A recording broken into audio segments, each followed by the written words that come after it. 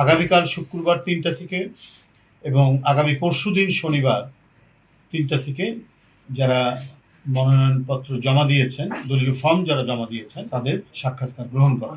৩ দিন ব্যাপী আমরা ত্রয়োদশ যে জাতীয় সংসদ নির্বাচনে সংরক্ষিত মহিলা আসনে যারা প্রার্থী হতে চান তাদের দলীয় মনোনয়ন জন্য আমরা দলীয় মনোনয়ন ফর্ম আমরা বিক্রি করেছি। কাল শুক্রবার ৩টার সময় সাক্ষাৎকার তারা গ্রহণ করবেন এবং আগামী পরশুদিন শনিবারও ৩টা থেকে সাক্ষাৎকার তারা গ্রহণ করবেন। আগামীকাল শুক্রবার ৩টা থেকে এবং আগামী পরশুদিন শনিবার ৩টা থেকে যারা মনোনয়নপত্র জমা দিয়েছেন, দলীয় ফর্ম যারা জমা দিয়েছেন তাদের করবেন, সাক্ষাৎকার গ্রহণ করা। দলের যেটি মনোনয়ন বোর্ড তারা সেই সাক্ষাৎকার গ্রহণ করবেন। জাস্ট এই হচ্ছে আমাদের মূল বক্তব্য।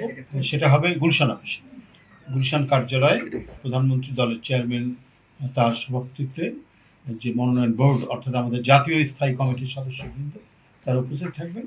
সেখানে যারা দলের এমপি প্রত্যাশী তারা যে মনোনয়নপত্র যারা কিনেছেন এবং জমা দিয়েছেন তাদের সাক্ষাৎকার এখানে আমরা আমাদের অফিসিয়াল সিস্টেমে আমরা এটা করব। বিভাগ ওয়ারি, হ্যাঁ এটা করেছি, প্রশ্ন ঠিক করেছেন।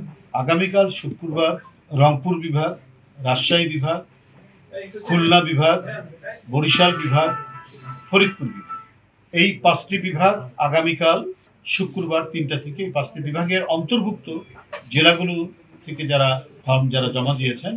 আর শনিবারের দিন তাদের সাক্ষাৎ গ্রহণ করা হবে যারা আমি যে সমস্ত বিভাগ বলবো সেই সমস্ত বিভাগের অন্তর্ভুক্ত জেলাগুলোর থেকে যারা কিনেছেন, অর্থাৎ চট্টগ্রাম বিভাগ, সিলেট বিভাগ, কুমিল্লা বিভাগ, ঢাকা বিভাগ, ময়মনসিংহ, এই 5টি বিভাগ পরশুদিন শনিবার 3টা।